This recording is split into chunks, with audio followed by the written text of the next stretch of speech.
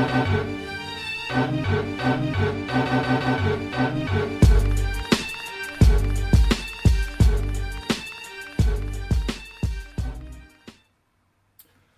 what's up? And welcome to episode 212 of Throwback Hoops. My name is Rob Clayton, and I'm joined by my main man, Woody V. What's happening, mate?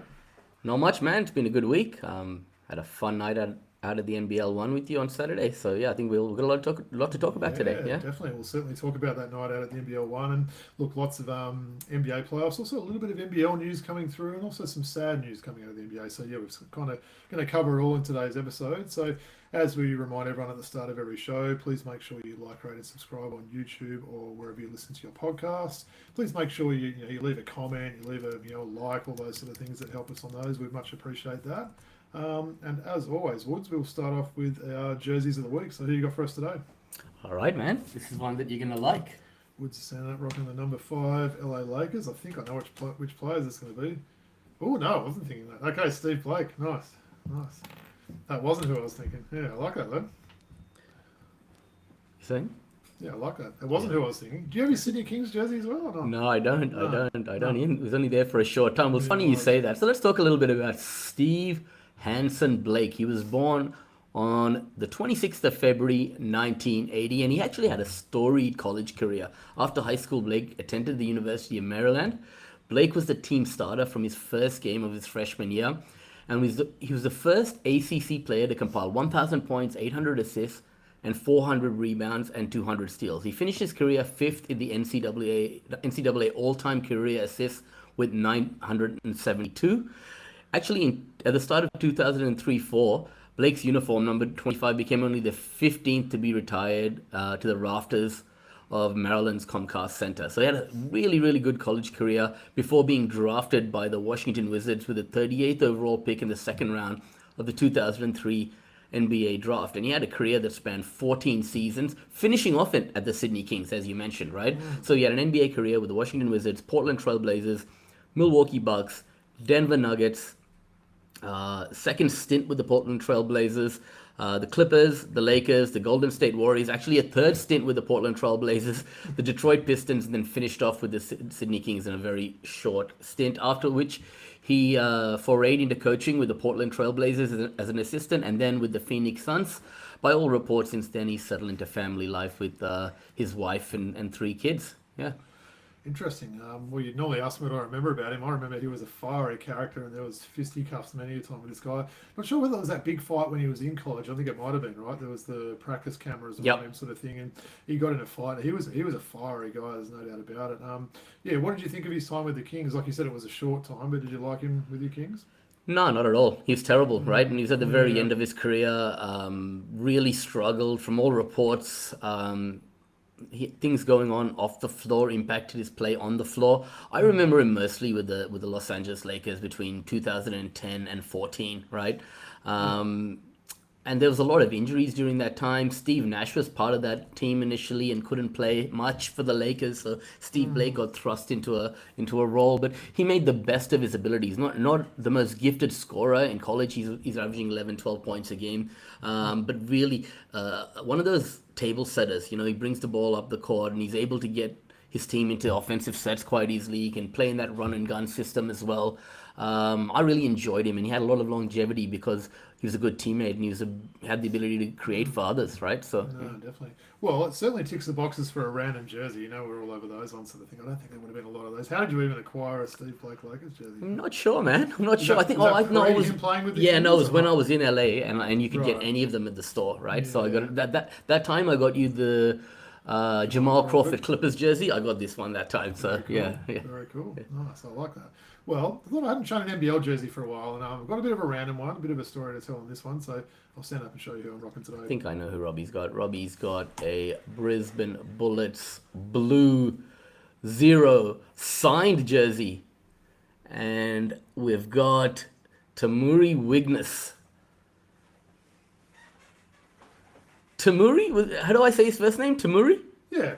Tamuri Wigness. Yeah? Yeah. So double signed, as you know, it's signed on the back and also signed on the front about there, which is pretty cool. So This is a nice random one. This one we're continuing a good theme of random jerseys in this week's show, Wood. So yeah, just thought I'd show this guy. So it's his signed Brisbane Bullets NBL jersey. But yeah, this is a guy that's played in a number of junior teams for Australia and is currently lighting up in the NBL1 North with Southern District Spartans, where last season he won a championship and he was the finals MVP in that season. So I was sort of thinking back about this guy, Woods. He's putting up massive numbers at NBL1 level.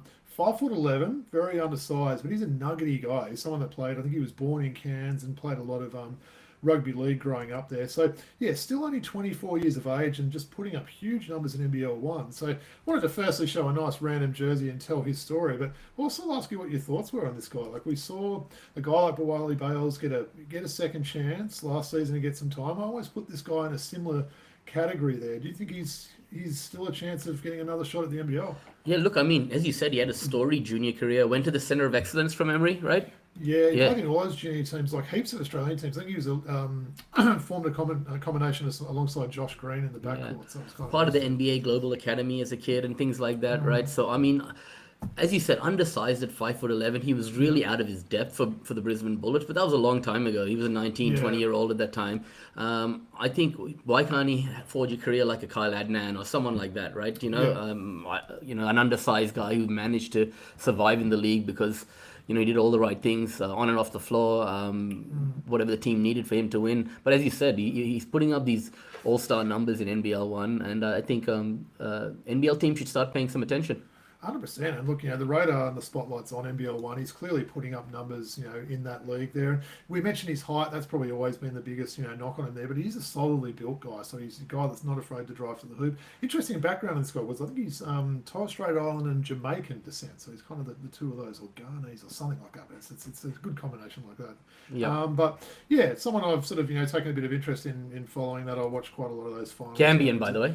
Gambian. So Gambian and Torres Strait Island, right? So very interesting mix. Saw a lot of those Southern District Spartans games last year, and mate, he would just take over, like literally take over the game, hit shots from all over the basket, play some really tenacious defense there. So a little bit of Paddy Mills in his game, a little bit, the way he sort of goes about it. But yeah, I was surprised. Like if you would have asked me before I did this research, I would have said, he's probably 26, 27 or something like that. So I think he only turned 24, a couple of months ago as well. So still very young. So as I mentioned, maybe he'll get another shot at the NBL, and that'd be a pretty cool story if he did, right? Totally, and it'd be pretty cool because there's another player who's coming back to the NBL who's half African and half Indigenous descent as well, right? Who is it? Interesting, yeah, it's your boy Keanu. Exactly.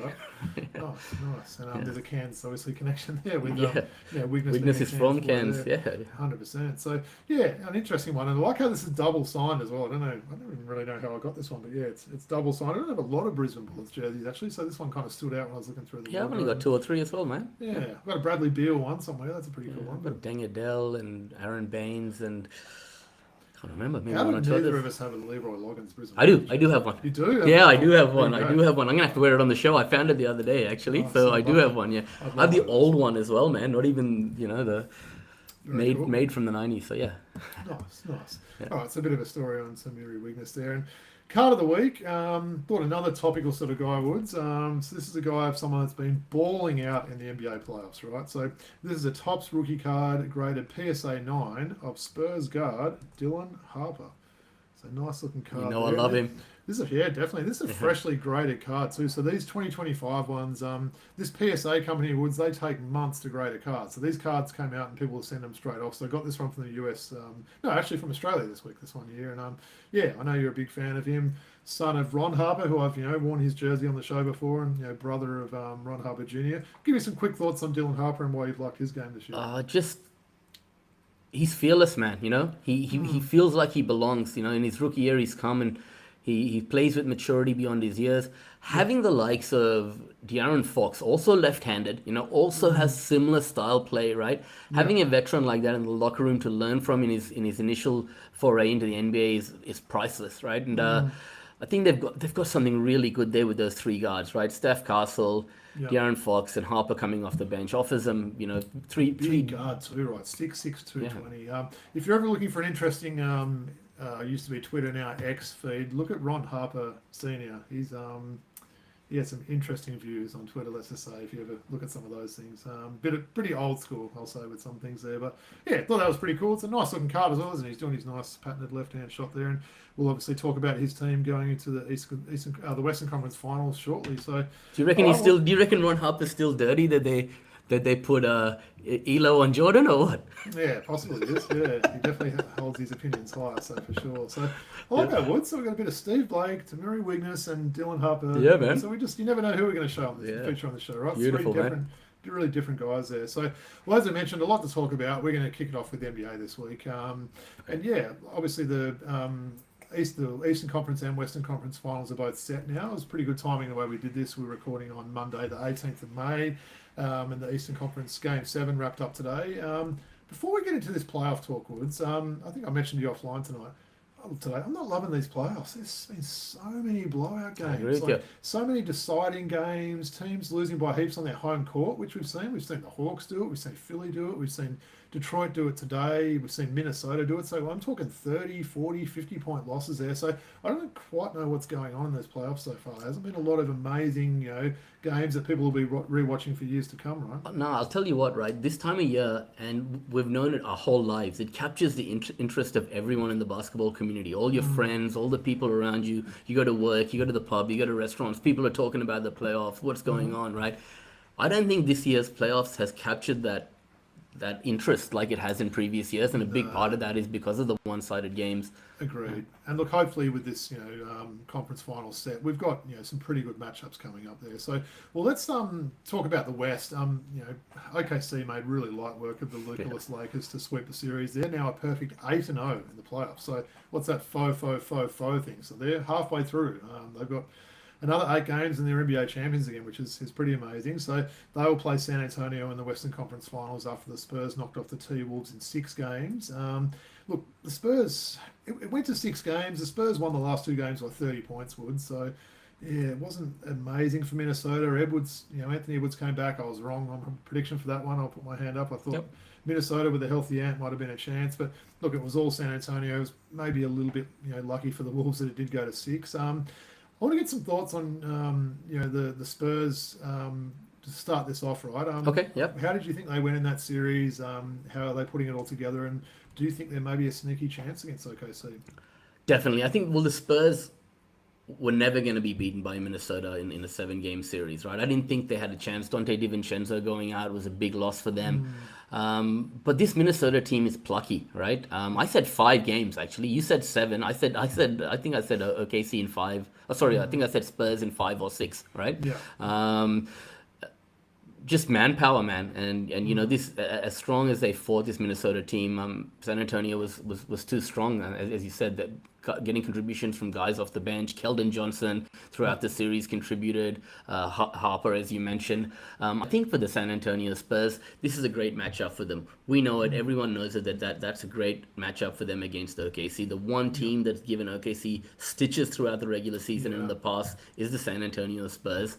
And I think it's only fitting for the Western Conference that these two teams are facing each other in the finals, right? In the Western Conference finals. And the thing for me, Woods, is the Spurs. Like we know they've got a lot of young guys. You're talking that core, right, of Castle, of Harper, of that. What's that guy's name? Wemby, someone.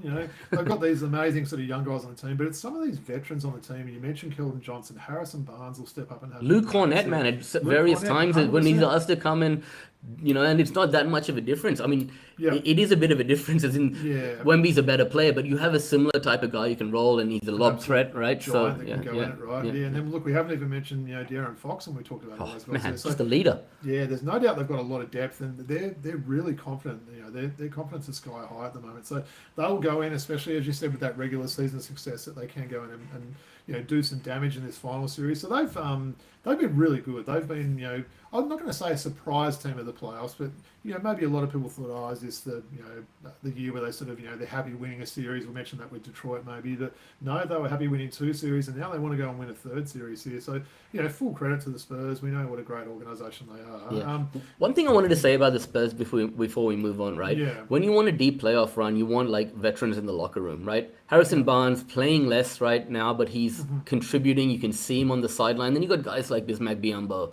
Plumlee there, right? Kelly Olynyk, Nobody right? beats the Bears, right? Yeah. And having these guys is going to be great for them in a deep playoff run, and they're ready. If there's an injury and one of those guys like Kelly Olynyk needs to step up and play, they're ready. So I think this team is really well built. Do you want a prediction now?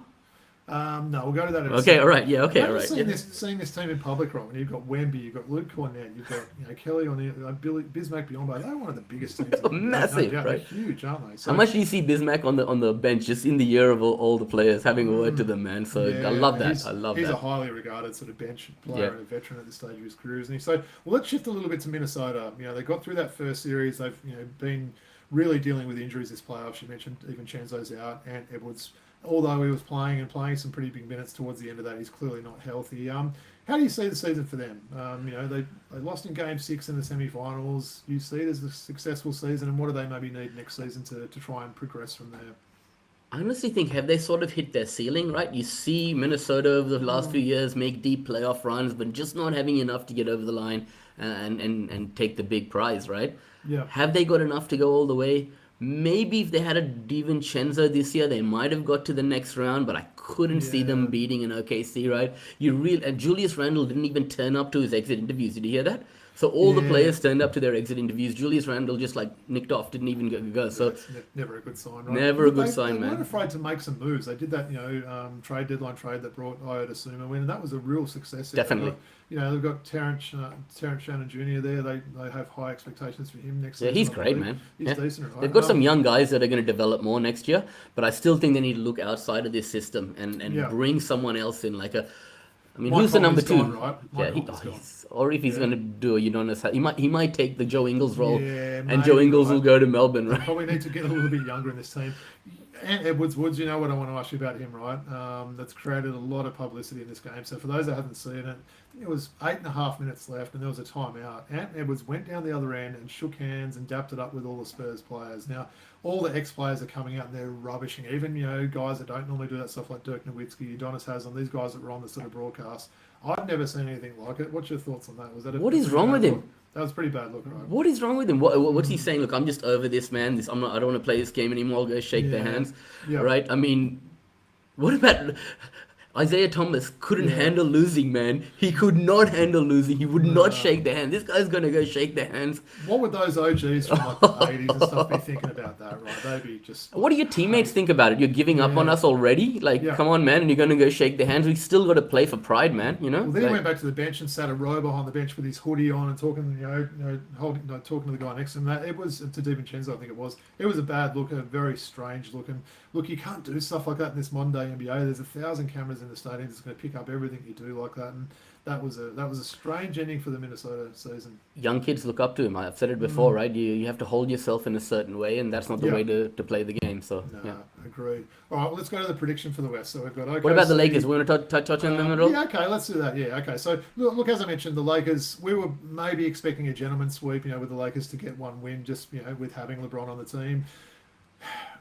I don't know. Was it disappointing? Were they just totally overmatched there? It makes a difference that you don't have a top 3 player there. But what do the Lakers need to do next season apart from... Firstly, do you think that series would have gone 5-6 games with Luka? I think possibly, right? Because they're very, very close games there. So they're not they would have put up a lot of points, They're not that far off the pace. They had a really good season. And beating Houston, you didn't pick that. You picked them to be swept by Houston. So right, and for them to get everyone about that. So I'm just saying, not a lot of people were as high on them coming into this playoffs, right? A lot of people would have picked Houston to beat them in that series, not just you, right? So I just think of any of these teams, Woods, you think if Denver didn't have the Joker in a series, they'd probably get swept. Maybe I'm not going to say SGA if he wasn't playing, but they're talking a top 3, 4, 5 player in the league not playing for the whole playoffs. They got through a round and then got swept there. So I agree. You bring that team back. Probably the big question mark is LeBron, right? Yep. That's why I asked you about the Lakers mainly. Maybe we don't need to do a real deep dive on that now because we know he's probably going to try and get some publicity like he likes doing at this time of year. But that's clearly the big decision they need to make there. And that's something that you might even consider. I think he had 7 seasons with the Lakers. They won the one championship. not great when you're given all the resources there and what they've spent on getting guys. That's not one championship and not getting past second rounds and things like that is maybe something for a future episode. But Yep. Okay. look, I think they've got some signs on that team. I don't know. There's a lot of positions that they're really weak at there. I thought DeAndre Ayton really had a bit of a bounce back season. I think Definitely. he's fine if you bring him back. Guys like Hachimura that we've mentioned before. How good was he? Vanderbilt's a solid defender in that there. And I think Austin Reeves is a player I'm hearing a lot of trade rumors, which is weird given their season. Atlanta's coming into the conversation. Well, that seems to be coming in, but Milwaukee and other teams like that. But again, who's starting these rumors, right? But the Lakers will probably be okay. Look, you get Luka back, you're going to certainly be a lot better. But probably wasn't great for them to to get swept, and then a couple of pretty hefty defeats in that series as well. So. All right, well, that's kind of the bit of the post-mortem on Minnesota and the Lakers. Spurs, OKC, Western Conference Finals. I think it starts tomorrow, I believe, right? I think we're back into that thing where you're getting one game a day. Tomorrow, is it? Yeah. I'm going to say it actually makes it really easy to follow the NBA. You're just getting one game a day. I think the Eastern Conference is a 10 a.m., the Western Conference is a 10:30 a.m., Sydney time that is. So give me some predictions for this one. Spurs in 6. Spurs in 6. Okay. You did see the news today that J-Dub's Okay, now I'm going to change it. Spurs in 7. Spurs in 7. Ooh, All right, okay. I'm changing it now. Spurs so in you're 7. thinking a really good series and an upset. Wow. Look, and you've been pretty high on the Spurs all playoffs there. I'm gonna say a really long series as well, but I'm gonna say OKC in 7. And maybe this could be that real marquee series that people will be talking about in 5 years. How good was that Western Conference Finals between the up and coming teams there? This you're right, man. Like this is gonna be one of the best series in a decade if it actually pans out the way I think it will. Right? Yeah. A little bit of rest versus rust argument that I love talking about there. I mean, OKC sweep these series and essentially have a week off every time. I think that's probably a good thing for them in this regard. Getting J-Dub back, God, I hope for his sake that he's healthy this time because he's come back a couple of times from injuries and it hasn't worked out there. But yeah, really looking forward to this one. I'm looking forward to the Eastern Conference series as well, but this is the big one for me. It's a lot of star power in these games here, and yeah, so we're both saying 7. You're saying the Spurs, and I'm saying OKC. So looking forward to that one, Woods. Well, let's go over into the Eastern Conference. So yeah, as I mentioned, we at least had one series go to Game 7, and then that was another blowout though. So the Cavs and Pistons played today. The Cavs winning by 31 points, 125-94. 4 players on this Cavs team would scored more than 20, including Sam Merrill, bro. Yep. And one of them wasn't James Harden, who had less than 10 and was about 2 of 10. 2 of 9. 2 of 9 was it? So not a great closeout game by James Harden. 2 of 10. You're right. Yep. Yeah, 2 of 10. And look, this is on Detroit's home court there. Detroit, were they just satisfied to win one round there? They had a really, really good regular season. Cleveland, I think we both picked to win this series. I think, isn't it funny with Cleveland? Cleveland in 7. We both picked Cleveland in 7, bro. Okay, well that's one we can put on our resume there. I'll makes up for some of my bad predictions this playoffs. But the Cavs last year they had just this amazing regular season record, and they they were terrible in the playoffs. And this year they're winning. What were they? The 4th seed was it? Their win-loss went down heaps, and now they're in the conference finals. So it's funny how things work out there. And they're another team that making a few moves at the deadline really helped them there. So maybe let's start off on that game. Not much of a game to talk to, but what were your thoughts on Cavs? Finally getting some good road wins and wrapping up that series. Yeah, I mean they shortened their rotation nicely. Okay, they go in with Max Strus, which at the small forward position with Harden, Mitchell, Mobley, and Allen. Right? Yeah. Dean Wade has gone to the bench, and they use Sam Merrill and Schroeder. That's it. Your boy Tyson barely plays anymore. They've really shortened the bench, haven't they? They've shortened it, and that's what happens in the playoffs. And Sam Merrill is such an important floor spacer for this team, right?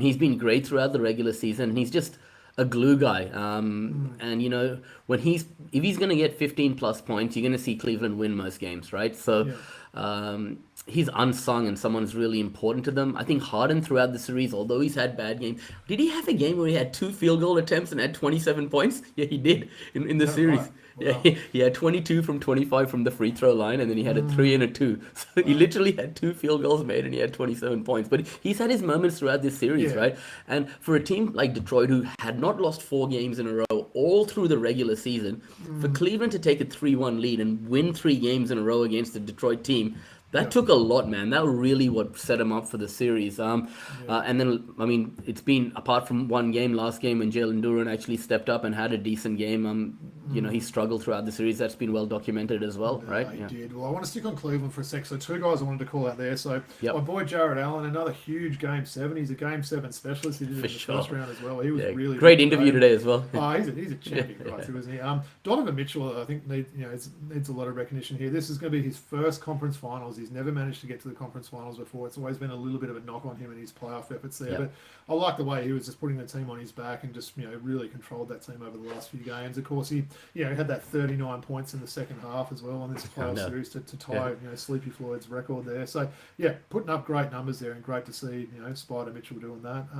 But it's guys like Max Strus and Merrill and these sort of guys that are playing really well. And look, we've talked about all these players. We haven't mentioned Evan Mobley as well, who had a couple of really big games. Tell you what, he's if he can keep going like this, he's going to be a must player for your fantasy team next year because he's putting up big numbers. He's getting steals, blocks. He's getting a lot of assists from his position as well. So I've always been someone that's maybe found him a little bit overrated. Yeah.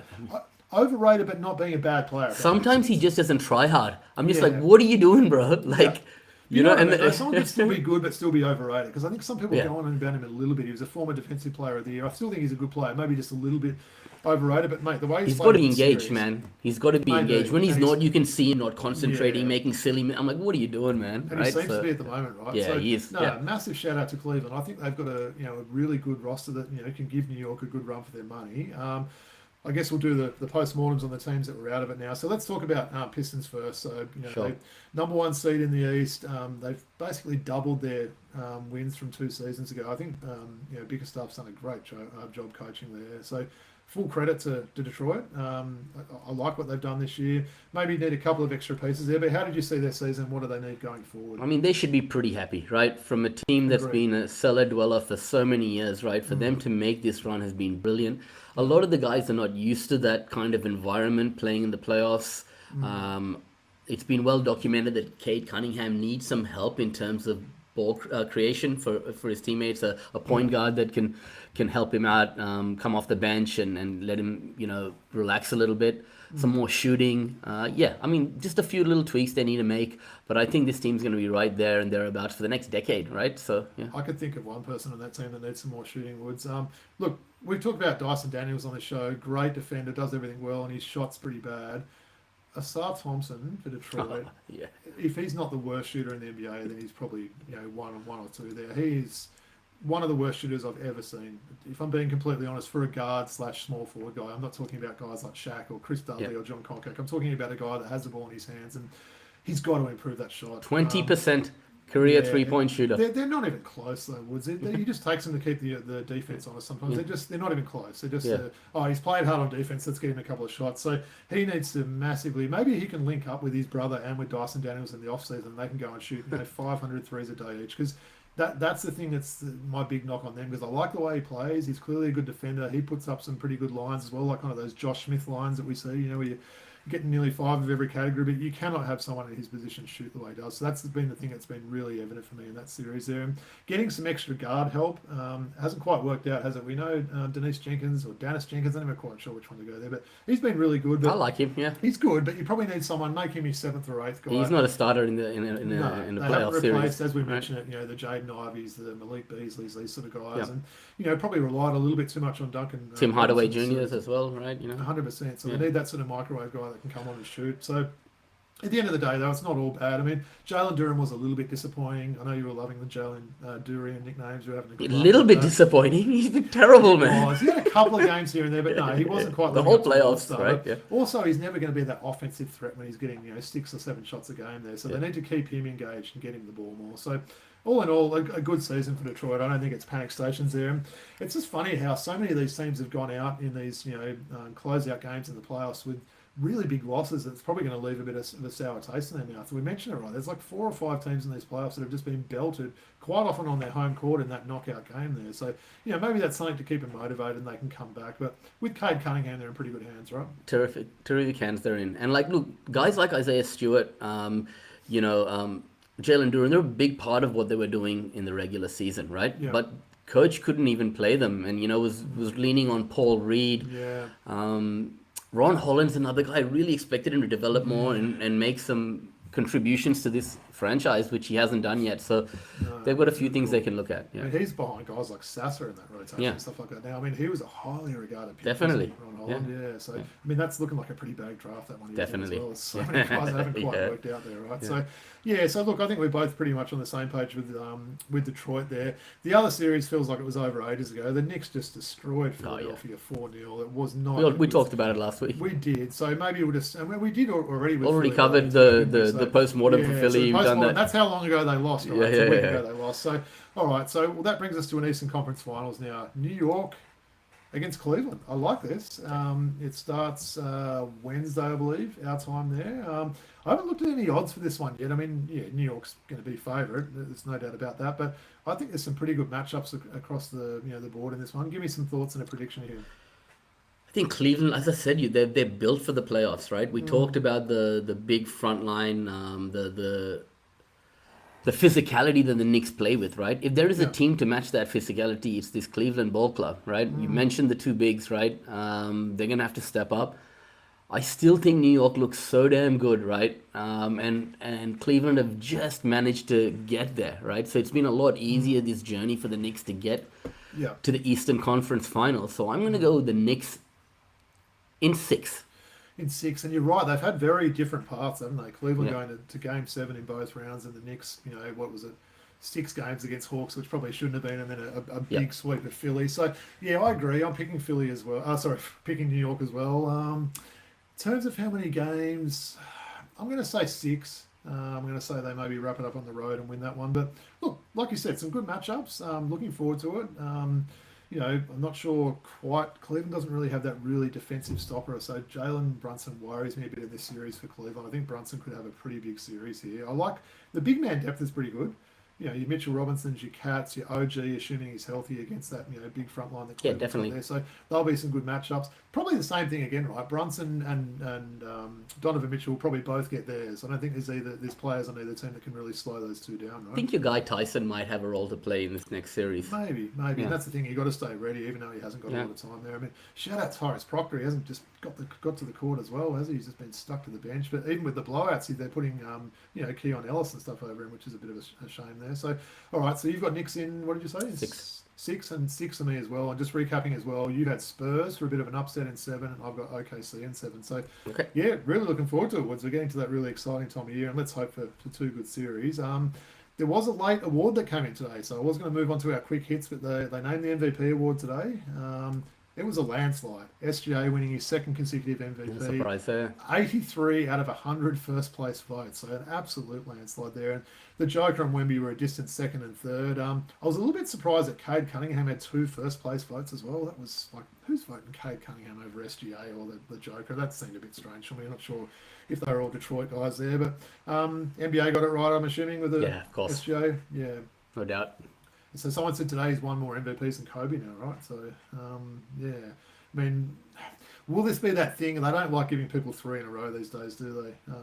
I mean, the landscape of the NBA is changing. OKC is going to find it a lot harder next year, right? San Antonio is going to be next season trying to pump up Wemby. Or the Joker this year, I mean, he could have definitely won it. He had better seasons than probably some of his MVP seasons, but they don't like doing the 3 in a row. But look, if OKC come back and win, 65 games and SGA puts up those numbers, it will be hard not to see a bit of a dynasty there. And who knows if he could win more there. But shout out to SGA. I think they're going to be doing the All NBA teams in the next couple of days. So that's probably that big one for us to see if our boy Jalen Johnson does make it. I'd be shocked, disappointed, and extremely angry if he didn't make at least the 3rd team there. Given how many people weren't eligible this year. But we'll certainly report back on that next week. So.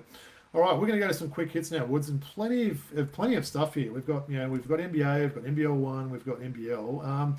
We're going to start off with some sad news, right? So this was a bit of a shock to everyone, right? The passing of 2 NBA players on the same day last week. So we'll start off with young Brandon Clarke. So for those that don't know, Brandon Clarke, the Grizzlies, 4-5 there. He was found dead at a residence in the San Fernando Valley on May the 11th. Authorities are still investigating the circumstance of his death. It is widely expected to be an overdose there. So really tragic for someone that, the peak of his career, 29 years of age. He was just completed his 7th season in the NBA. a little bit on Brandon Clarke. So started at Gonzaga in college. Actually a Canadian American, born in Canada, moved to America when he was really young. Drafted by OKC with the 21st pick in the 2019 draft, and then traded to Memphis. Actually earned all rookie team honors in 2020, so he really came out well in that rookie season. Only played 2 games for Memphis this year due to various injuries, and I'm not saying that contributed to it, but maybe, you know, a guy that was just not able to play, not able to stay healthy. There's, you know, he was found with drug paraphernalia, and there was also, I think he was pulled over after a big police chase about a month ago, right? They found 230 grams of kratom. I must admit, Woods, I had to Google this one to see what this was, and it's like a leaf, like a plant type thing there. There's a lot of different reasons why people use those there, but 230 grams, that's, I'm not sure if that's personal use or what the story is, but that's that seems like quite a lot there. But yeah, it's a tragic way to go out. Ended up averaging 10.2 points, 5.6 rebounds in 309 games in his career. So yeah, a really sad end to a young guy's life. Give me some thoughts on Brandon Clarke. Firstly, it was about 1 o'clock in the morning. I got up to go to the bathroom, and I got a text on my phone from Nick, my friend Nick. What's up, Nick, if you're listening? And he said, Brandon Clarke, so sad. And I just knew that he had passed away. Like, I didn't even bother looking on Google or anything. I'm just like, I wonder what happened. I'll read this in the morning, right? Yeah. And what I want to talk to you about specifically is players going through long-term injuries in the NBA, right? Yeah. Sitting at home, not playing, you know, they're used to the bright lights. Brandon Clarke has suffered debilitating injuries over the last 2-3 years, which has not allowed him to, you know, spend a lot of time on the hardwood itself, right? Yeah. Now you've got a whole heap of money, and then you're on the sidelines, not playing. You know, who knows what's going through your head? What leads you to this kind of lifestyle? And from all reports, Brandon Clarke lived an exemplary life up till all of this, right? Yeah. You know, always helping out in the community, you know, assisting, you know, underprivileged youths, a family man, a great teammate, and he had no blemishes on his resume until this high-speed car chase. So my thinking is, let's find out what happened, right? Yeah. What about these players going through long-term injuries that are sitting on the side? What are people doing to help them to make sure that, you know, they're still engaged with the team? And you know, the worst thing you can do is give a 25-year-old millions of dollars and no work, you know, and just sitting on the sideline, right? So I'd like to find out what happened and to put some steps in place to avoid these kind of incidents occurring in the future, right? No, well said. And this, you can almost relate this back to our normal lives. We're not earning, you know, millions of dollars playing NBA, but you know, if you've got someone that's struggling, we've talked about mental health on the show, someone that's struggling with whatever aspects of their life, you know, whether it's work or family or whatever else like that, check in on them, right? You know, give them a call, make sure they're okay. And, you know, I've got a couple of mates battling things at the moment that I do the same with them and check in with them. And just really sad to hear this. You wonder how much his teammates knew of this, you know, from exactly what you said. People thought he was, you know, really sort of, you know, thoughtful, polite, you know, a gentleman type guy sort of thing. So maybe people just lived that double life. People didn't know the pain that he was in, you know, behind the scenes there. So really sad, right? It's not often we lose someone that's, you know, like for this sort of reason, right? We've seen guys die from various illnesses, you know, longer term illnesses and things like that. But a guy that's, you know, 29, still a lot of years left in his basketball career to be cut short is really sad. And rest in peace to Brandon Clarke, right? Thoughts go out to all his friends, teammates, family members. Yeah. This must be a really difficult time for them, so thoughts go out to them. 100%. Well, Woods, if that wasn't sad enough, on that same day, we got news of another death. So this is a tragic one as well, right? So this is someone we certainly knew about, and I'll probably get some thoughts on you. I know you certainly know what he was going through here. So we're talking, of course, about Jason Collins there. So a little bit on Jason Collins for those that don't remember him. He was a center that played 13 seasons in the NBA, played for Stanford in college basketball. Had some really good, you know, accolades in college. He was selected by Houston in the first round of the 2001 NBA draft with the 18th pick. Played with a number of teams, so New Jersey, Memphis, Minnesota, our Atlanta Hawks, of course, Boston Celtics, Washington, and then Brooklyn. Of course, he was a twin. His brother, Jared Collins, and Jason went by the nickname Twin as well, right? So they were always really handy centers, those, you know, big sort of Collins twins there. They were always, you know, they would really help your team if they were on there. Also became a bit of a trailblazer, didn't he? He became the first current player, I believe, to publicly come out as homosexual there. So that was in 2013. So, we'd seen some ex-players like the John Amici and those sort of guys, but he was someone that, basically put his hand up and wanted to sort of educate people and not sort of hide behind that anymore. He was, so what is it saying here? He was the first publicly gay athlete to play in any of the 4 major North American sports. So at the time, so we've seen players retire and then sort of, come out like that. So, sadly though, in I don't have that date there. It was a year or two ago, right? He was diagnosed with an absolute horrendous condition there, and then passed away this week. So talk to us firstly, about the condition, Woods, and what you know about that. So he passed away at the age of 47, born the same year as me. Yeah, it's a condition that's that I know a little bit about. My father actually passed away from the same condition. So it's called a glioblastoma. It's considered always fatal. It is the most aggressive, or if not one of the most aggressive types of cancer. And it's very difficult to completely surgically remove from one's head, and the severe impact it has on one's brain functionality. It's tough, man. They lose a lot of their ability to do things that they could do. It's a really tough, slow, painful death that he had to face. So he did go overseas and try some experimental therapies to try and get over this, but it's a death sentence for anyone and who gets it. And so for him, his family and his loved ones and everyone that's gone through that, I know exactly what they've gone through myself, and it's just so young. How old was he?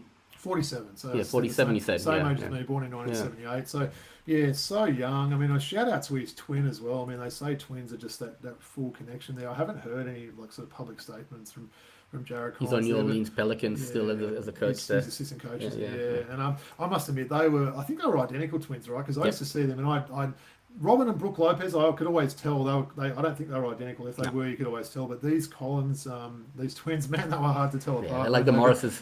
Exactly right. Yeah. So look, really sad story. We know it's been a battle that he's been going through there. And, I believe he passed away at his home there, surrounded by family there. So massive rest in peace to Jason Collins. And what a sad week in the NBA, right? To lose a current player and to lose someone that he's done a lot for the game as well. Jason Collins, sort of humanitarian sort of work and those sort of things. So really really tragic, and a rest in peace to both these young men. What a great life Collins had, and his contributions towards society can't be understated, and he'll always, be respected amongst everyone in the basketball community, right? Rest in peace, brother. For sure.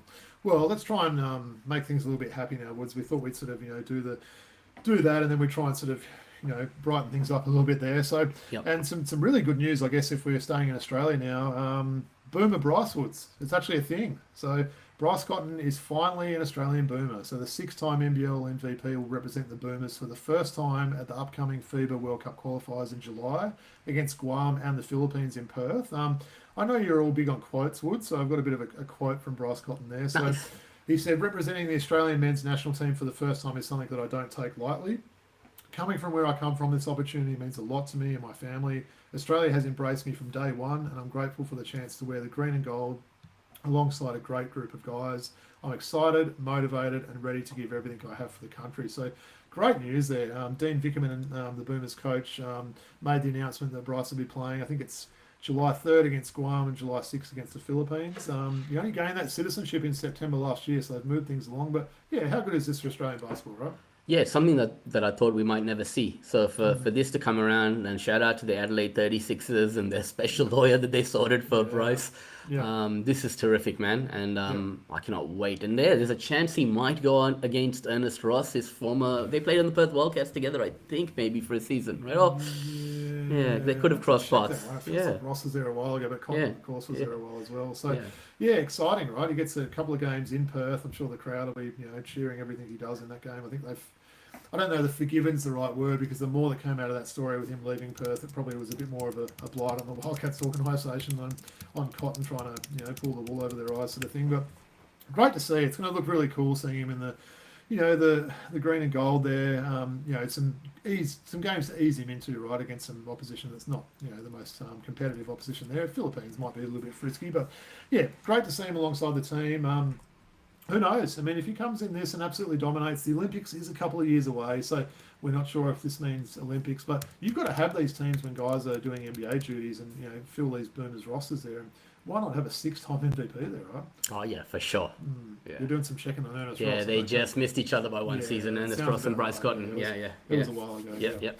All right, nice. So that was some good news there. And then also a couple of signings in the NBL. So there was one that came out late last week, and then one big one today. So we'll start with the most recent signing, Woods. Your boy, Kawhi Noi, signed a deal to join the New Zealand Breakers. So the one-time six-man of the year and two-time NBL champ. He's taking his talents across the ditch to New Zealand. What are your thoughts on that signing? Bit surprised, but then you think about it, him and DJ have a previous relationship, right? He gets along with Parker Jackson Cartwright. Yeah. A great coach coming into that system. Might have, played.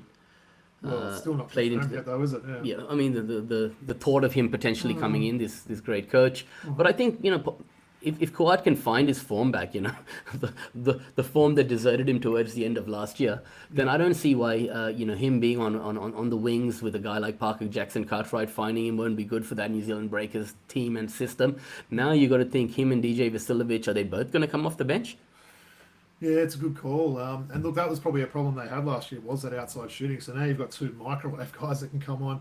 You're right, actually. I mean, I'd be surprised if Kawhi Noi starts. And look, can you start DJ Vasiljevic with PJC? That's a pretty undersized backcourt, isn't it? So, look, maybe they try and, fill up the team with some more imports. We know they've got a couple of bigs there and have those two guys coming off the bench, which I think would be, imagine. If you had a Brockington at someone like that playing the two, you can have these guys coming off the bench potentially, right? Yeah.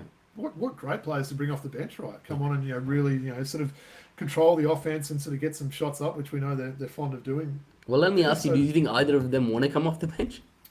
I think Kawhi Noi's almost at peace with it now at this stage in his career, right? I don't think he's signing this deal to go to New Zealand because they've guaranteed him a starting role. I think someone like DJ probably still aspires to be a starting player. Like I said, I think that might work if they had like a backcourt combo there. I just don't know if you can play DJ and PJC. Yep. You agree, right? That'd be a tough. Yeah, I'm with you. Like they'd be struggling to defend people at their size there. So, but anyway, pretty good signing for New Zealand there. And the other one, this is an even bigger signing. So this is one that came out late last week. So the Tasmanian Jumpers, Jack Jumpers, even have signed Tasmanian-born Taran Armstrong to a one-year deal. So, yeah, Armstrong, of course, he finished off playing in Dubai this season after that G League stint, I think, with the Golden State Warriors there. I think this is a huge signing, Woods. I think people have almost forgotten about this guy a little bit there. I mean, he just killed it in those last few games, especially for Cairns, before he put his name up and in the draft sort of circles and tried to find his spot in the NBA there. But yeah, what are your thoughts on this signing for Tassie? Awesome, man. Just a local boy coming there. Scott Roth is going to love that. Will Magnane's recently re-signed, so you've got a really good Australian core there. Yeah. You get your imports around there. Already that team's looking strong. At Dubai Basketball, he started to play a little bit more towards the end of his stint after getting a lot of DNP CDs early on, so he's going to do well with that experience. I think he spent a bit of time with the Santa Cruz Warriors in the G League as well. So the guy's had these... After his time in Cairns, he's gone off and gained some experience. And the Australian core on that Tasmanian team looks really good, right? 100%. You've got guys like Mach as well, who's injured again, so it's not putting maybe a lot of pressure on him. He can take his time a little bit and let Taran Armstrong have the keys there. So I think people are going to, as I said, people maybe have forgotten a little bit about him. You mentioned playing in Dubai. I don't think many people are following the Dubai Basketball League. What do you prefer, Woods, the Dubai Basketball League or Dubai Chocolate? What's your preference there? I don't think I've ever tried Dubai Chocolate, man. Oh, you haven't. It's very expensive, but it's very good, so I recommend that. But look, really good signing, as you said, building up that local core and getting a local back. Bannon as well, right? Yeah. So that's a really good core. Bannon, really good Magnay and Armstrong, if you right? nail these imports this year, which I think they weren't bad last year. They just had a bad run with injuries, right? So if you nail that import, trio there, I think this is a team that could really probably have a bounce back season there. So you've got to be pretty good to be an Australian starting point guard in this league. And getting Taran Armstrong to upgrade from Tiger Campbell is huge, man, right? You can now put your import in another position. We won't have that 1, 2, and 3 anymore at Tassie, as imports, right? Yeah. I could see DJ Vasiljevic playing alongside a Taran Armstrong with his size in the backcourt. But look, really good signing. I'm sure, Scott Roth will really enjoy having Taran Armstrong. He's such an unselfish player. He's a big game player. He can pretty much do it all. And I'm interested to see what he's added to his game since he left Australia now, because it feels like he's been gone a while now, and what's he picked up in the G League and playing in Europe and that there. So, very exciting. Well, Dubai, I should say. So, very exciting for that and to see how he'll go. And we'll certainly keep updated with these NBL signings, right? But that was two pretty good ones to talk about there. So, Right, well, let's finish off the quick hits before we get into some true falsehoods with our little outing last week. So we've had a couple of outings we've gone to. So with you coming out to the Hive at the Hills Basketball Stadium there to watch the mighty Hills Hornets play NBL1. So we mentioned this last week, how much we were looking forward to see COE in person. Oh, man, yeah. And we came out and saw two really good games. So, look, the COE women, they won a tight game. It was 87-76. It almost felt a bit closer to that. So I thought that was really encouraging by the Hills girls there. We'll talk a little bit about that one. And then we finished off in the men's game. This was a crazy game, right? So COE won at 88-69. So you see that margin and think, okay, COE killed them. COE were up 27 in the third quarter before Hills got it back to 3 points in the last quarter before COE finished on like an 18-5 run there. So the place is going crazy. Hills sort of had a couple of combinations that managed to stick, and they really just kept on coming back. It was such an exciting game to call, Woods. I was trying not to cheerlead a bit, but you probably saw me. I celebrate sort of without trying to show it in my voice. So you see if there's a big three, I'm pumping my arms up, but still trying to sound pretty professional there. But let's start with the girls' game. What are your thoughts on this one? As I said, COE women winning by players in this team. How did you see it? Yeah, super competitive, man. I thought our girls really brought it, and throughout the game they were right in it, right? I said to Jade Kirasome as well at the game, right? Just a couple of things could have gone Hills' way, and they could have won that game. A few easy gimme layups, bunnies that they missed, a few open threes could have fallen, and they could have won that game, right? It shows how much this team has come on under the tutelage of Rob Merrick, right? They were easy beats for years, right? Now they're competing with the center of excellence, and I was super impressed. Game last year, Woods, COE beat Hills by 42 points, and this year it was basically a single digits game, the whole game until that last little bit of the game. And what about from the COE perspective? I thought Zara Russell was really impressive. She's the captain there, 18 years of age. Isabel Smith's got a really bright future there. Great to see them. They were just bringing players off the bench, and just like everyone contributes on that team. They're really well coached. They're long.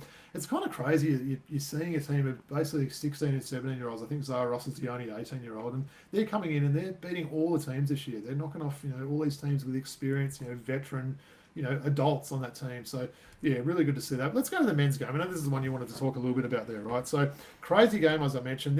When they were up 27, I'm like, is this going to be like a 40-point win for COE? I was shocked that Hills came back and had a chance to tie it a couple of times. They actually had a three that would have tied it that bounced off the ring, bounced to the shot clock, came down and went in, which, of course, doesn't count there. But, COE Woods... I guess the key sort of names on this team that people are looking out for, and there's been a little bit of talk on our X account this week about how some of these guys might translate. A lot of these guys are signed to play college, but you've got guys like their captain, Alexander Dickerson, so he had 15 and 13 rebounds in this game. Jaifa Ali, he was 18 points. He was one of the most confident guys I've seen. He was right in front of you. I saw that when he went through his legs about 12 times. Did you see that? He was putting the moves on. It was like an AM1 mixtape there.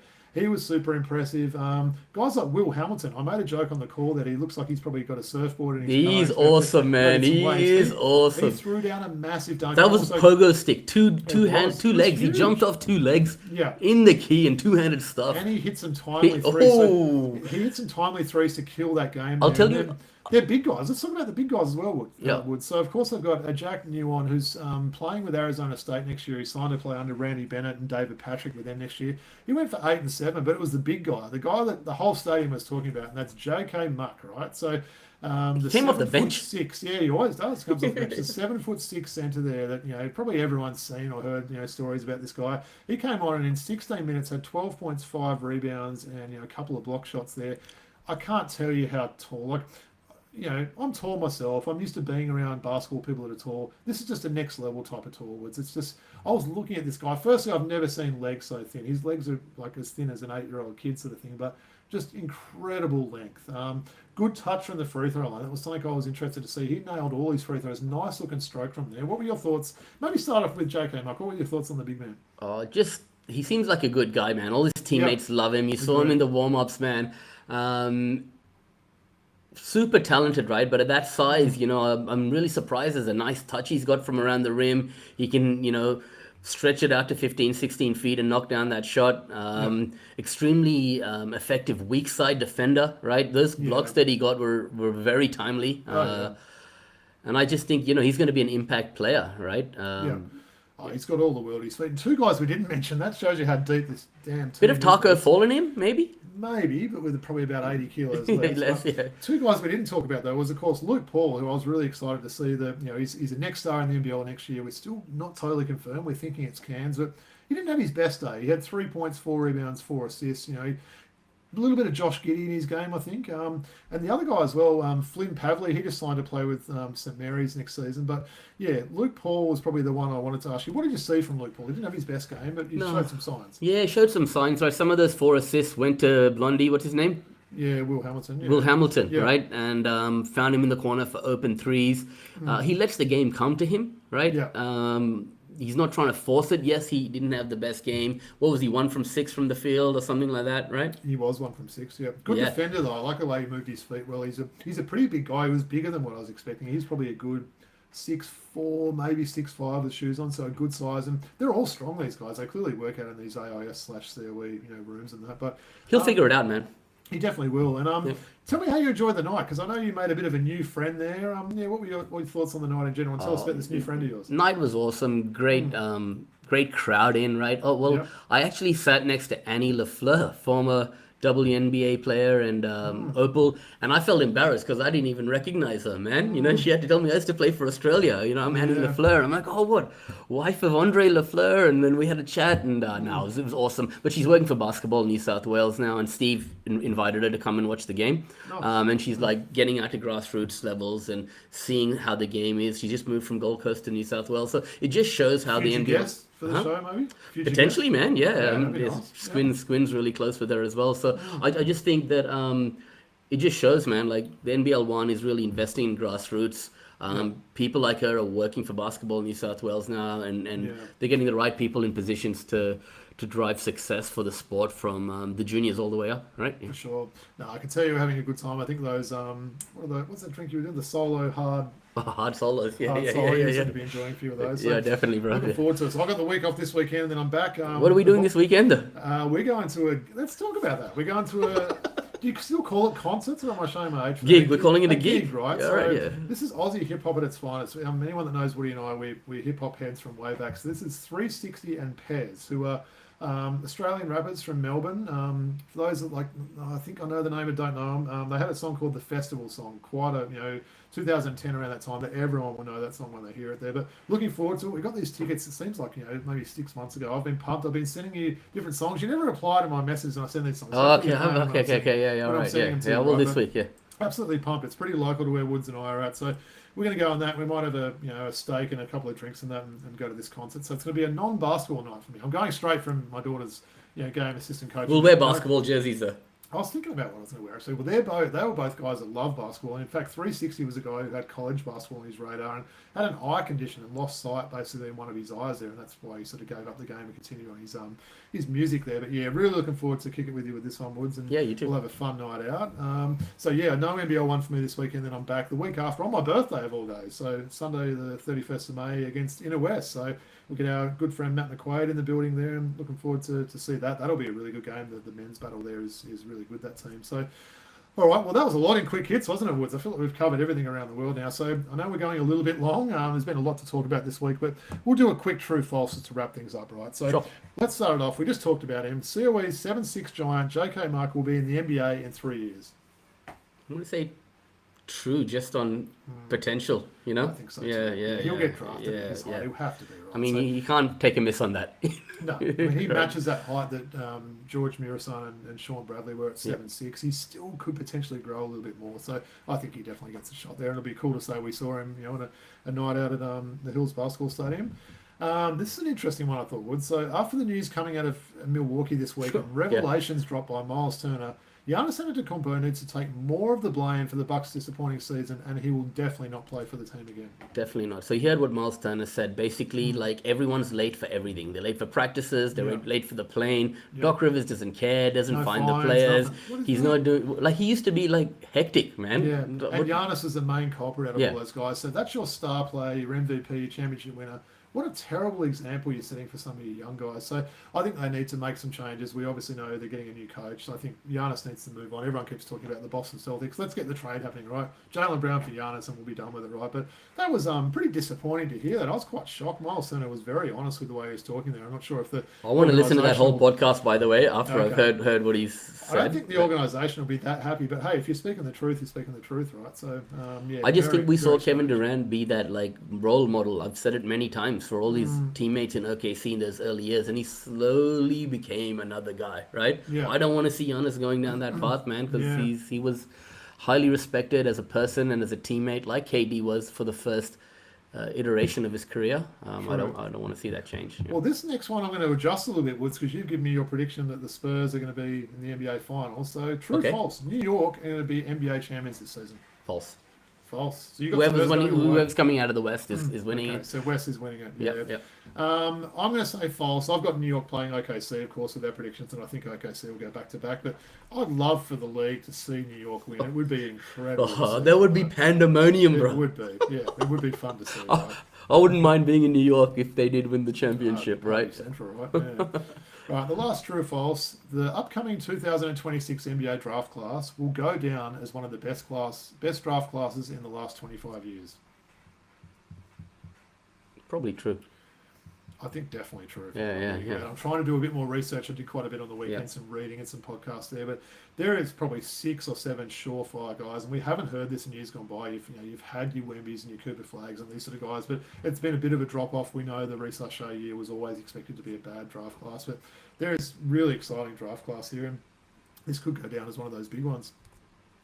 All right, Woods, we really appreciate that. There's been a lot to talk about this week. Appreciate all your answers and your responses there and coming so prepared. So we'll just go to a quick outro now. As I mentioned at the start of the show, please make sure you like, rate, and subscribe on YouTube or wherever you listen to your podcasts. We can be followed on X at Throwback Hoops. I know Woods posted the jersey and the card last week. It was nice seeing that Elton Brand jersey on our X feed, Woods, and we'll get this one up, this nice Dylan Harper one. And that's going to be hard to see who you pick out of a Steve Blake and Tamuri Wigness. Maybe get both of them up. They're both pretty cool jerseys. I'll get them both up. All right, I'll get them both up. We'll get that nice Dylan Harper up as well. So, yeah, please make sure you follow that. Leave us a comment and everything else like that. Patreon, we mention it every week. If anyone wanted to pledge $1 or $2 a month, whatever you're comfortable with doing, it would really help us there. And really appreciate everyone's assistance with that. Final words, Woods. What do you got? Should I wear the Blake Lakers clean white jersey to the concert, or do you think I'm at risk of spilling stuff on it?